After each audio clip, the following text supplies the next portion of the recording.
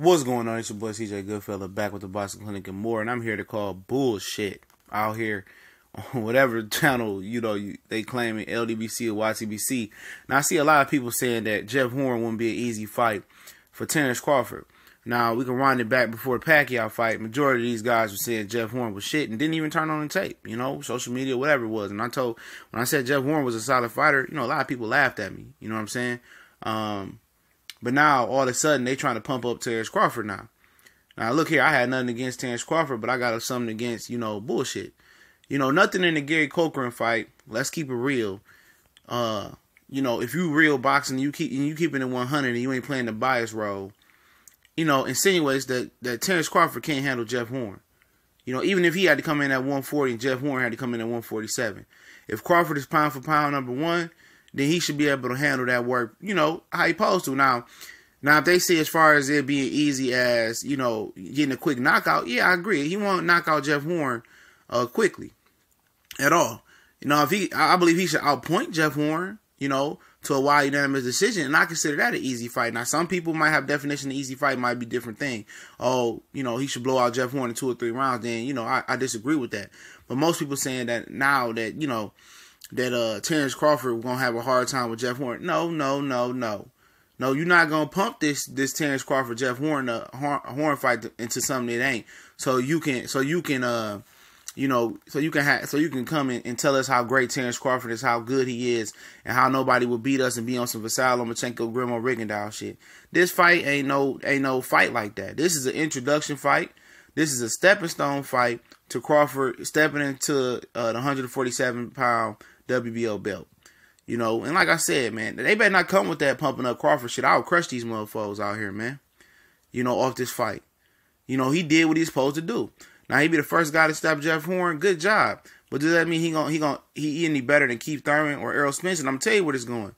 Then they gonna pump this Terence Crawford Jeff Horn fight, and that's if Jeff Horn take the fight. We talked about he may take the Anthony Mundine fight and potentially ask for a voluntary or have to drop the belt because Anthony Mundine brings more money, potentially can be more money than what Bob Arum's offering him to fight Terence Crawford.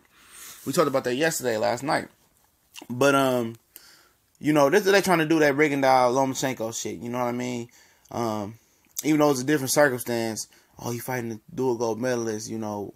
Let's pump him up. After he beat Rigondeaux, he the greatest thing since sliced bread. He can't fuck with Floyd. I mean, Floyd can't fuck with him. You know how they about to play it, man. We all can see the way it's coming. And I think it might be a knee-jerk reaction to, a lot of fans, white fans or some black fans, back Lomachenko, like Lomachenko, they pumped him up after the Rigondeaux fight. And that's going to be the knee-jerk reaction for the Terence Crawford and the majority of his fans being black. And got a lot of white fans, too. Now let me get it twisted. But at the end of the day, Jeff Horn is an easy fight. Let's keep it real. Jeff Horn ain't got nothing for Terence Crawford. The only thing that makes this fight appealing is the fact that how Crawford will look in his debut at 147. Now, if you're talking skill for skill, it's night and day. Terence Crawford should dominate this guy.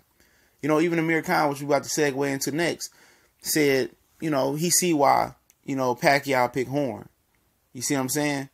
And they not about to hoodwink us with their channel saying that, Terence Crawford, he the greatest, man. Like I said, my pound for pound list is a vacant. Then I count it off from there. Ain't no number 1 pound for pound ambassador right now in the sport of boxing. I'm not buying the Terence Crawford hype, but he is number 1. But like I told you in my video, when I did my pound for pound list, it's a vacant spot. Then I'm just going down from there. He ain't gonna be number 1 until he steps in the ring with Keith Thurman, Spence, and makes his real name at 147. This is a layup of him getting a title at 147. He's stepping into a beneficial fight for him to make him look good. Jeff Horn ain't nobody except for BoxRec got him ranked high. I don't see him beating Sean Porter. I don't see him beating Danny Garcia. I don't see him beating Jesse Vargas. I can go down the line. I don't see him beating Lucas Matisse. Unless Matisse, I get messed up. But I don't see him beating Lucas Matisse. Keith Thurman. I don't put him in that class. I don't put him as a real top 10 welterweight unless it's at the latter end of it. And then how can you make that assumption after watching the Gary Cochran fight? Where early on that fight, Jeff Horn struggled with Gary Cochran, and Gary Cochran ain't nothing but a domestic UK fighter. See what I'm saying?